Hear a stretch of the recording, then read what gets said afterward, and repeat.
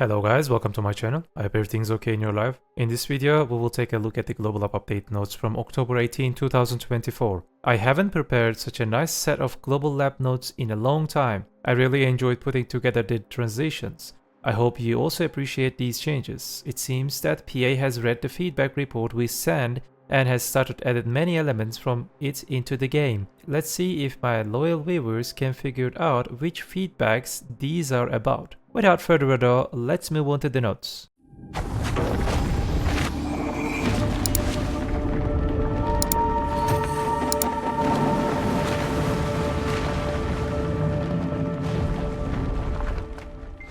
The first topic of this week is related with the War of the Roses. Let's start with reading the developer's note. The size of some Sanctum Guardians have been increased, making them easier to spot and attack during combat. Additionally, musical spirits which help resurrect fallen horses in each sanctum now shows their location effect closer, making it easier to find them. We also changed the color of the stable keeper a level above their names, which is to blend in with the allies so you can find them more easily. During the War of the Roses, the size of following guardian monsters that appears when occupying a sanctuary has been increased.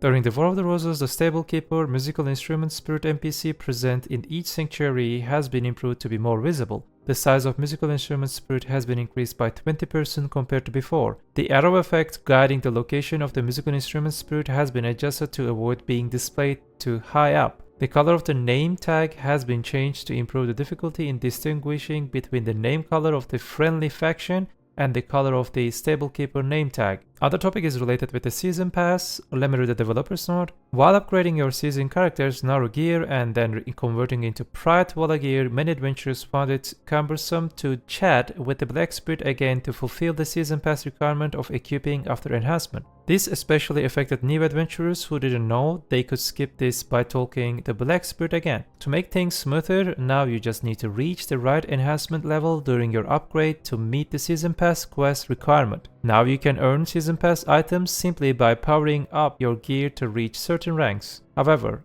in the case of season pass item that exchange Panari equipment for Pride Walla equipment and then equip Pride Walla equipment, the part about equipping higher grade equipment will remain the same as before to ensure awareness. Other topic is related with the monster changes. In order to make hunting in the Katarines Dekia Lantern hunting grounds more enjoyable, improvements have been made to the hunting ground terrain. The terrain near the Katarines that can activate Dekia's Lantern has been expanded and the terrain has been leveled. The issue where monsters appearing in the Katarines Dekia Lantern hunting ground would intermittently not pursue closer enemies has been fixed. They also apply the same bug fix for Crescent Shrine Dekia Lantern too. You can see before and after images for the locations. There are a few changes about guaranteed pen boss gear. While working on the guaranteed pen boss gear quest, we received many recovery requests on account of defense gear and the weapon quest mix-ups. Therefore, we have made it both quests can't be accepted at the same time and have changed the quest wording to be clearer. When accepting a quest from Jetina, the order of the displayed quest list has been changed.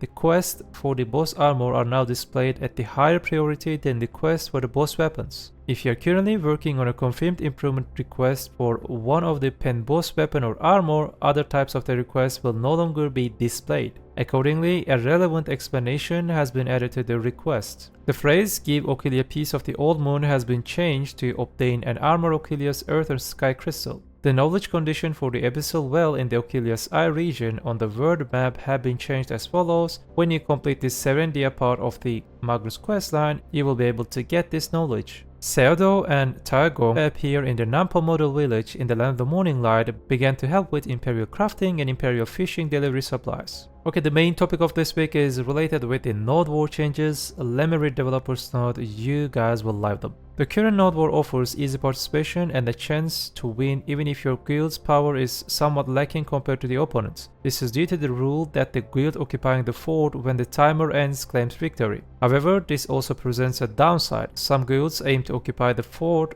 just before timer ends to secure a win. This can be frustrating for the guilds that have defended their forts for most of the war. As a result, guilds often avoid attacking and occupying forts if there is still plenty of the time. To address this, we are adjusting the rules to allow guilds actively occupying a fort to win. In Node Wars, within more than 3 guilds or alliances participating, if a single guild successfully holds a fort for 15 minutes, they can achieve final occupation even if there is the time left on the clock. Additionally, at the start of the Node War, it might be challenging to reclaim a fort immediately for tasks like receiving the Indomitable flag or building a base. Therefore, once the Indomitable flag factory is completed, you can instantly receive the Indomitable flag. These changes aim to encourage more intense battles before the timer ends and reduce instances where a guild loses their fort at the last moment despite holding it for most of the war. For example, if guilds A, B, and C participate in the Node War at the Balinese territory, if guild A occupies the fort for 15 minutes, it will succeed in the final occupation.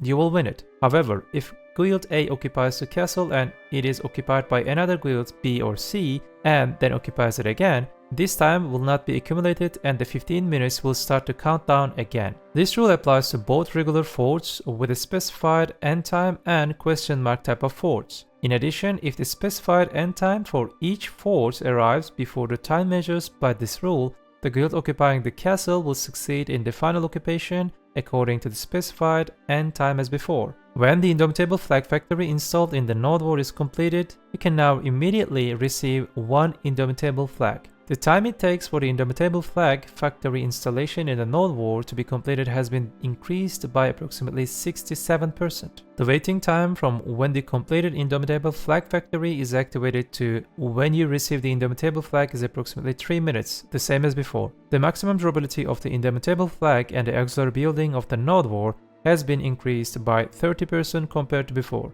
Another part of the Node War changes: with this update, the maximum number of the participants for each territory group in the Node Wars will be adjusted based on the day of week. We have reviewed the participant data from the adventurers across all regions since the Node War revamp, and it turns out that the most lack around 5 to 10 participants, and even guilds that can gather the maximum number of the participants tend to dismiss the limit around 3 times per week. Based on this, we have adjusted the system to allow the most number of the adventurers to participate in Node Wars by day of the week. We hope more guilds will take an interest and join in, when we will continue to make adjustments through ongoing data analysis. So Sunday, Tuesday, and Thursday is the same as before, but Monday, Wednesday, and Friday, low tier will be 25 people, mid tier will be 40 people, uncapped tier will be 55 people. During Siege War and Node Wars, safe zones have been removed so that all areas except the following major cities and their towns are considered combat zones. The safe zones that are applying during the Siege War and the Node War are like in the right side of the screen. You can check all of them region by region.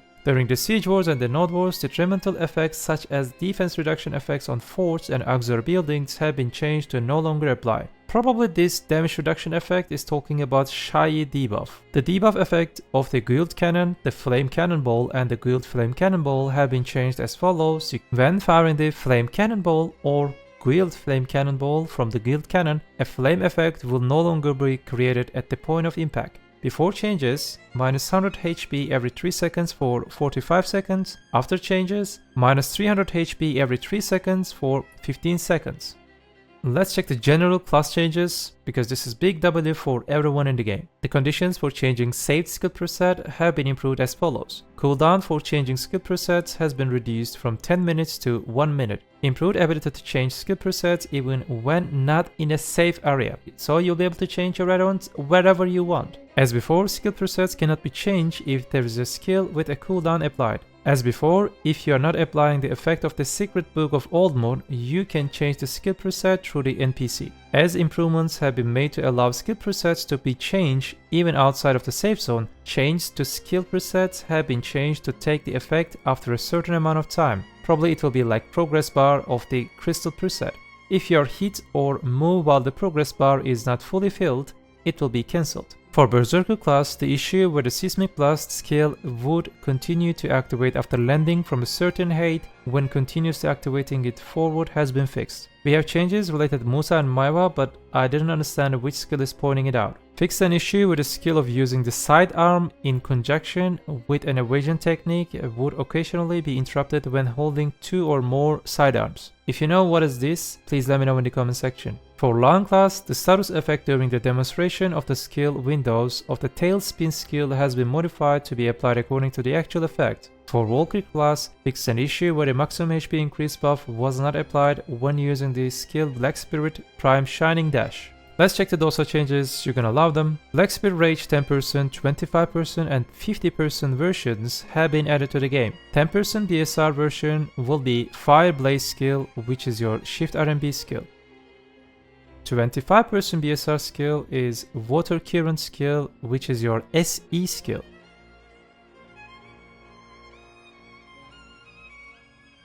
50% BSR skill is Wood Bend skill, which is your Shift F skill. And not gonna lie, that Super Armor, Stun and Knockdown looks a little bit frightening for PvP. What you think about that? So let's read this developer note about Dosa Awakening. We sincerely thank all adventurers who have been playing Awakening Dosa and sharing their feedback. In this update, we have made some changes into how the generative effects works in the Awakening Dosa.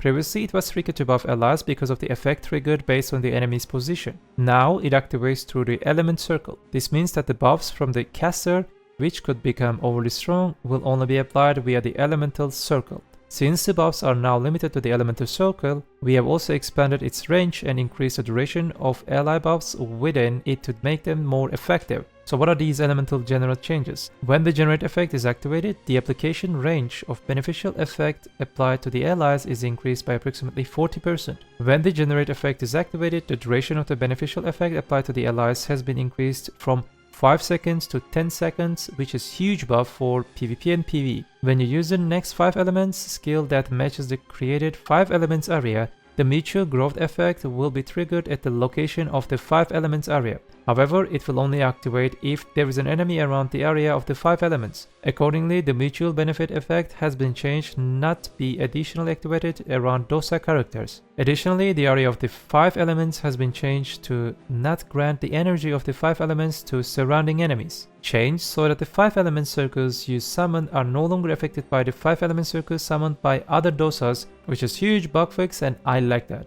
Accordingly, the duration of the 5 element circle before generate is activated has been changed from 12 seconds to 10 seconds. Let's check the skill changes. The skill combo that could only be activated by left clicking the nail down skill has been changed to be activated by pressing E key. After the nail down skill, it has been improved to smoothly connect with the wood band, which is your Shift F skill. The issue with the description of the wind kick, which is your WRMB skill, did not include the effect of the restoring mana when a hit is successful has been fixed. The issue with the knockdown effect of the winged kicked skill not applied when the attack target was located to the left of the Dosa character has been fixed. Fixed an issue where the Fire Blaze skill would not connect smoothly when the Misty Step, which is your death skill, was on cooldown. Fixed an issue where some of the animations for the Fire Blaze skill were not displayed.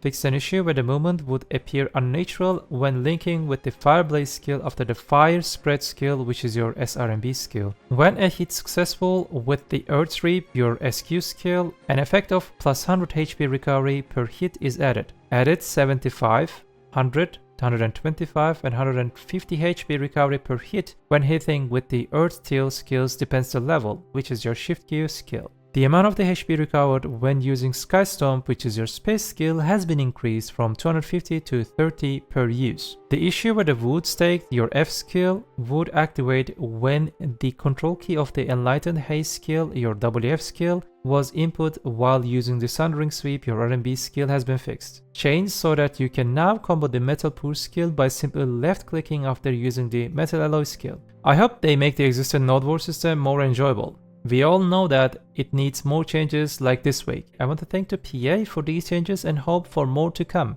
That's it for this week's notes. I wish that the worst global lab update will be at least this level. If updates at this level or better updates come continuously, many chronic issues of the game would be resolved within 2 to 4 months. So what do you think about this week's update? Let me know in the comment section. You know that I really like to read your comments. I hope you guys like my contents. Do not forget, BDO is just a game. Have a nice game.